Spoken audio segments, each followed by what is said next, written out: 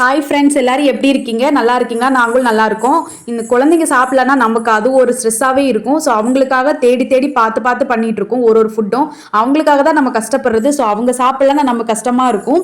இன்னைக்கு அந்த வரிசையில் வந்து நான் 3வது ரெசிபி வந்து நான் வந்து உங்களுக்கு அப்லோட் பண்ணுறேன். அதில் என்னன்னு பார்த்தீங்கன்னா, அடுப்பில் வந்து கொஞ்சமாக ஆயில் ஊற்றி கடுகு போட்டு கட் பண்ணி வச்சிருக்கேன் இந்த ஆனியன், அதுக்கப்புறம் பூண்டு ஒரு 3 பல்லு, இஞ்சி வந்து ஒரு பீஸு, சின்ன பீஸு, இதை மட்டும் கட் பண்ணி நல்லா வதக்கிக்கிறேன். இதோட பச்சை வாசனை வந்து போகணும். நம்ம குழந்தைக்கு கொடுக்குற சாப்பாட்டில் பச்சை வாசனையே இருக்கக்கூடாது. அதே மாதிரி மசாலாவோட வாசனையும் இருக்கவே கூடாது. அப்படி இல்லாமல் இருந்தாலே குழந்தைங்க சாப்பிடுவாங்க. ஸோ அதனால நல்லா பச்சை வாசனை போகிற வரைக்கும் நான் நல்லா வதக்கிக்கிட்டேன். அதுக்கப்புறம் பார்த்தீங்கன்னா இந்த பிரியாணி இலை ஒரு 3 மட்டும் போட்டு நல்லா நான் வந்து வதக்கிக்கிறேன். இது ஒரு ஜஸ்ட் ஒரு ஃப்ளேவருக்காகவும் நல்ல ஒரு மணத்துக்காகவும் மட்டும்தான். இதுலேருந்து அதிகம் ஒரு பச்சை வாசனை வராது. அதெல்லாம் நல்லா வதக்கிக்கிறேன். அதுக்கப்புறம் குழந்தைங்களுக்கு வந்து காரம் கொடுக்காம இருக்கக்கூடாது. இப்போ இருந்தே வந்து காரம் கொடுக்க ஆரம்பிக்கணும், ஒரு வயசுல இருந்தே.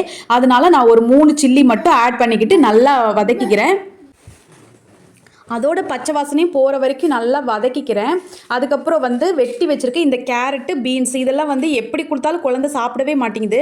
ஸோ அதனால் இந்த ஒரு மெத்தடில் நான் பண்ணி கொடுக்குறேன். அதை நல்லா அதை நல்லா வதக்கிட்டு அதுக்கப்புறம் வந்து சால்ட்டு கொஞ்சமாக சால்ட்டு போட்டு நல்லா மிக்ஸ் பண்ணிக்கிறேன். இப்போவே சால்ட்டு போட்டால் தான் அந்த காய்கறியில் வந்து நல்லா இறங்கியிருக்கும் உப்பு. ஸோ அதனால் நான் முன்னாடியே வந்து ஆட் பண்ணிக்கிட்டு இப்போ நல்லா வதக்கிக்கிட்டு இருக்கேன். இந்த பீன்ஸுக்கும் வந்து ஒரு மாதிரி பச்சை வாசனை வந்து இருக்கும், வெஜிடபிள்ஸ்க்கு. அந்த கேரட்டுக்குமே இருக்கும். ஸோ அது நல்லா போகிற வரைக்கும் நல்லா வதக்கிக்கிறேன். இப்போ வந்து பெருஞ்சீரகம் வந்து நான் ஆட் பண்ணிக்கிறேன். இதுவும் வந்து நல்ல ஒரு ஃப்ளேவரை கொடுக்கும், நல்ல ஒரு மணத்தை கொடுக்கும். அதுக்கப்புறம் வந்து தக்காளி வந்து நான் ஒரு 2 தக்காளி மட்டும் ஆட் பண்ணுறேன். தக்காளி ஆட் பண்ணும்போது கொஞ்சம் கூட டேஸ்ட் அதிகமாகும், கொஞ்சம் டொமேட்டோ ரைஸ் மாதிரியே இருக்கும். ஸோ அதனால் ஒரு 2 தக்காளி மட்டும் பெருசாக கட் பண்ணி நான் ஆட் பண்ணிக்கிறேன். இது வந்து எங்களுக்கும் சேர்த்து தான் பண்ணுறோம். ஏன்னா இப்போ வந்து குழந்தைக்கும் எங்களுக்கும் தனித்தனியாக சேர்த்து பண்ண முடியாது. ஏன்னா டைம் இருக்க மாட்டேங்குது. அதனால இவர் சாப்பிட்ற சாப்பாடையே நாங்களும் சாப்பிட்டுட்ருக்கோம். என்ன ஒன்றுன்னா கொஞ்சம் காரம் இருக்காது, மசாலா அந்த மாதிரி எதுவுமே ஆட் பண்ணல.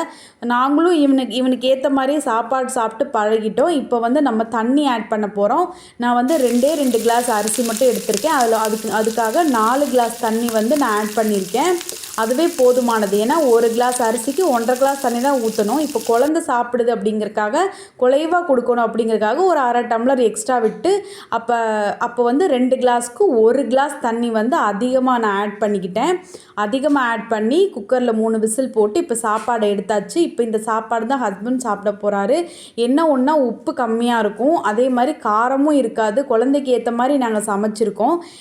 இப்போ வந்து இந்த பிக் பாஸில் அந்த அன்ஷிதா சொல்லுவாங்களே சட்னி, அந்த சம்மந்தி தான் நான் அரைச்சிருக்கேன். அது வந்து எங்களோட ஒரு டேஸ்ட்டுக்கு ஏற்ற மாதிரி அரைச்சிருக்கேன், கொஞ்சம் காரமாக.